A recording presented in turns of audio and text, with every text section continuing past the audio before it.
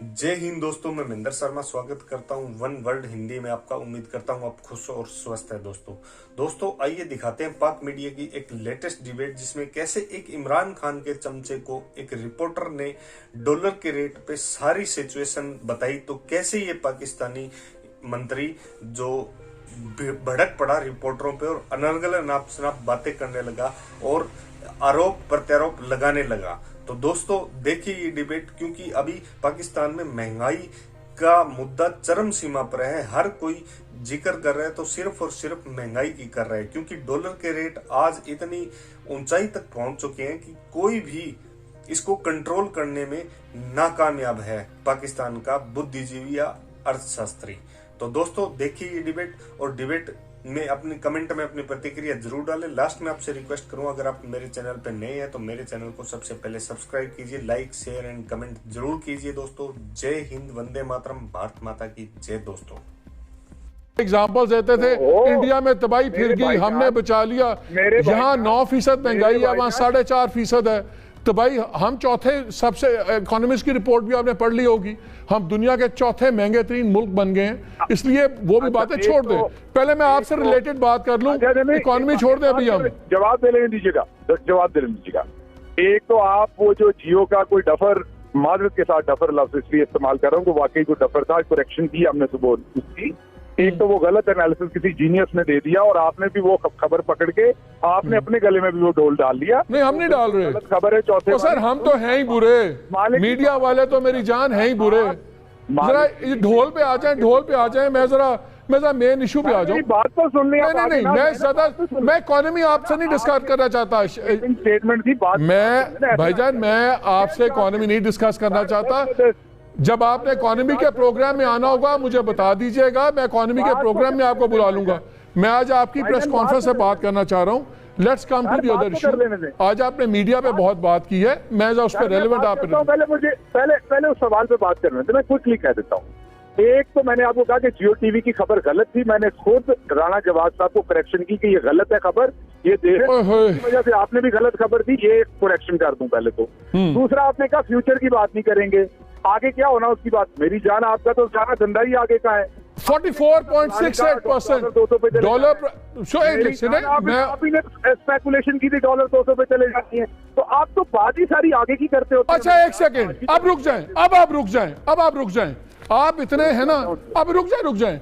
ये जरा वो स्पॉट, मेरा शॉर्ट चलाइएगा 9 सितंबर के प्रोग्राम का। भट्टी साहब आप चलाएं, मैं आपको बताता हूं। हमने इन्हीं प्रोग्राम से पहले बात की थी कि IMF के अपने अंदाजे के मुताबिक डॉलर इस साल तक कोई 174 क्रॉस कर जाएगा।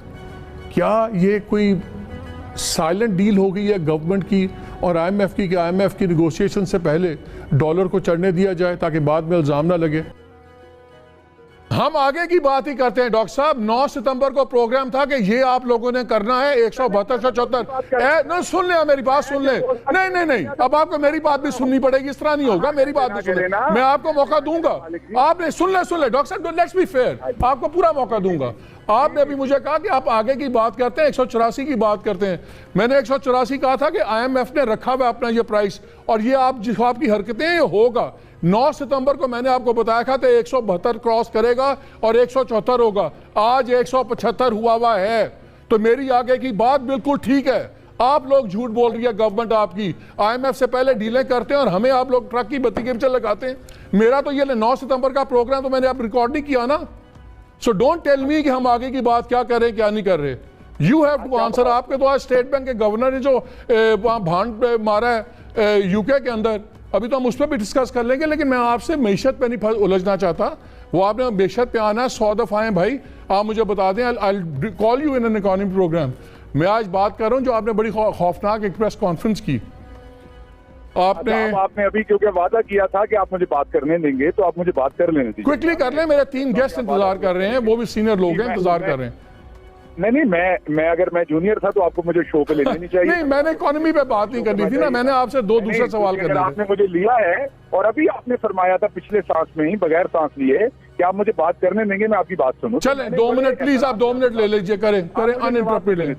आपने 1.5 साल पहले भी एक डॉलर की प्रोडिक्शन की थी 200 तक की, 180 तक की। मैं उसके गलत होने की बात कर रहा था, इसकी बात नहीं कर रहा था। अब मैं आ जाता हूँ दूसरी तरफ, जो आपने बात फरमाई जो स्टेट बैंक के गवर्नमेंट वो कौम के आदमी नहीं है, उनको बात शायद वो अपने उस तरीके से नहीं समझा पाए। आप जिस ऑडियंस से बात कर रहे होते हैं आप उन्हीं से उसकी बात करते हैं, मीडिया से बात करते हैं। तो मीडिया के वो ओवरसीज पाकिस्तानी के साथ बैठे हुए थे जो यहाँ अपनी माँ को, बहन को, भाई को, बाप को पैसा भेजते हैं, तो वो उनके हिसाब से शायद किस तरीके के साथ कह सकते थे वो, लेकिन उसको कहना भांट मारा है, कहना मिनिस्टर झूठ बोलते हैं, लेकिन आप उन पर बोलते हैं इकोनॉमी की सीनियर सब्जेक्ट है, इसमें ऐसे भाषा मुद्दा करें ये मुनासिब नहीं होता। मैं सिर्फ ये गुजारिश करता हूँ। चल अगला सवाल है, आज आपने कॉलम पे बड़ी बात की आसमा शिराजी के, और बिल्कुल ठीक है, वो पहली बात तो उनकी खबर नहीं थी, मैं भी पढ़ा उनका कॉलम, वो एक कॉलम है, ओपिनियन पीस है, बिल्कुल आपको उस पर एतराज़ हो सकता है, सबको हो सकता है, उस पर आप बिल्कुल एतराज़ करें। आपका ये एतराज़ भी हो सकता है आप समझती हैं कि वो एक पॉलिटिकल पार्टी को सपोर्ट करती हैं, ये भी आपका जायज़ एतराज़ हो सकता है, आपकी अपनी असेसमेंट है, सब कुछ है।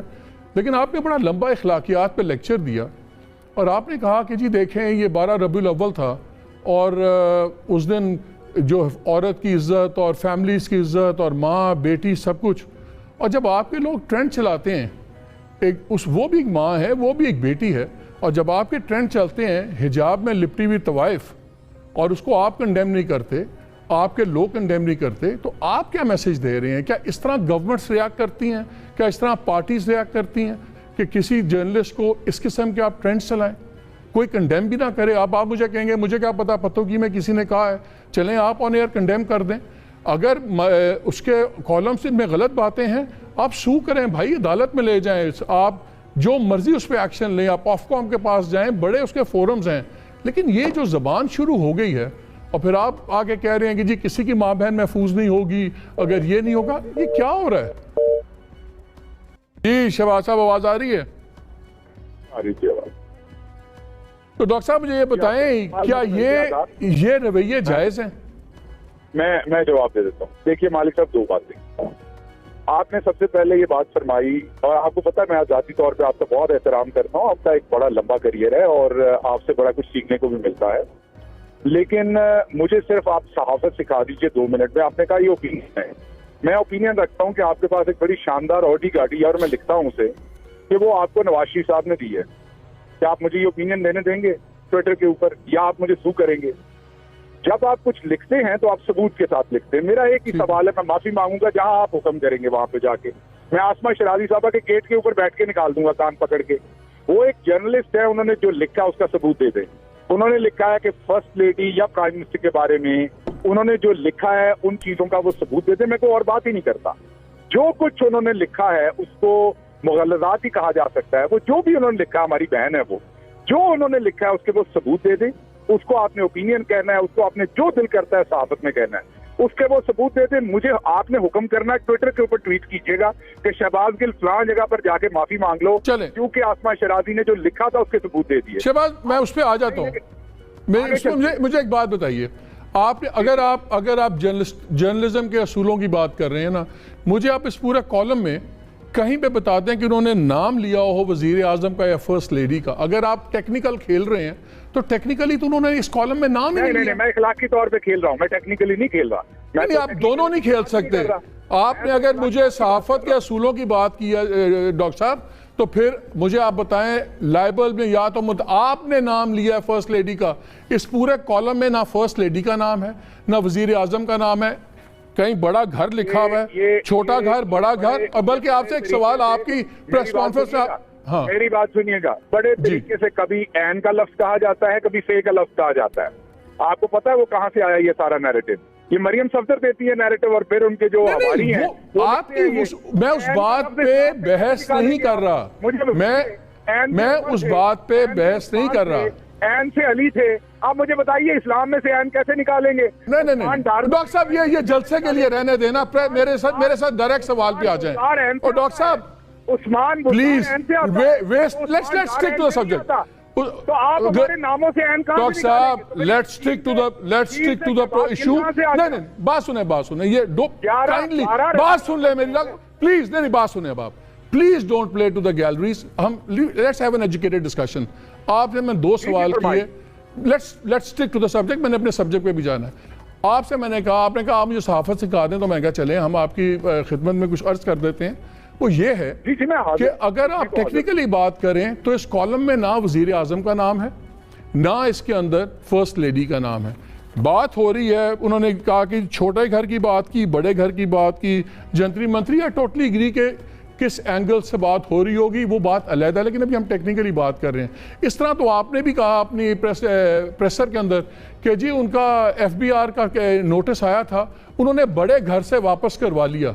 ये बड़ा घर कौन है? वजीर आजम का घर है, प्राइम मिनिस्टर का घर है, ये प्रेसिडेंसी है, आर्मी चीफ है। पहले आप मुझे बता देना, आप इशारे कनाइयों में बात कर रहे हैं, किस बड़े घर ने FBI का नोटिस वापस करवाया? मैं आपको सब कुछ बताऊंगा, मैं आपको नोटिस भी बताएं। पहले आसमा शिराजी साहबा जो उन्होंने बातें की, अब टेक्निकलिटी के पीछे आपसे I expect larger things from you. You said it, you said it, you brought it up।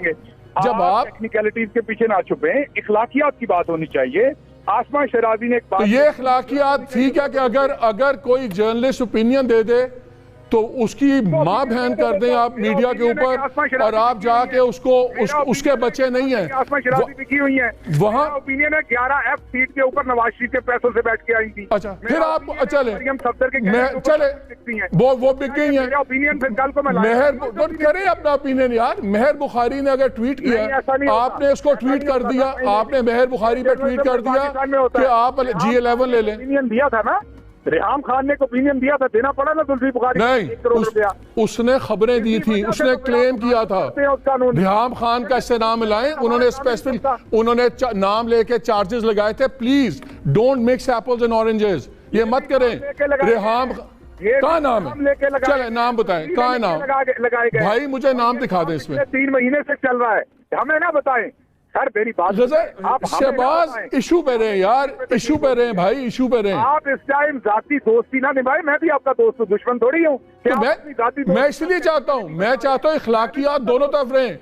अगर आप गलत समझते हैं उनको, भैया आप अदालत ले जाएं, रगड़ दें, जो मर्जी करें, कोई बात नहीं करेगा। अदालत भी जाएंगे, क्यों नहीं जाएंगे? लेकिन आप अगर आप लोग ट्रेंड चलाएंगे तो वाइफ वाले प्लीज यार।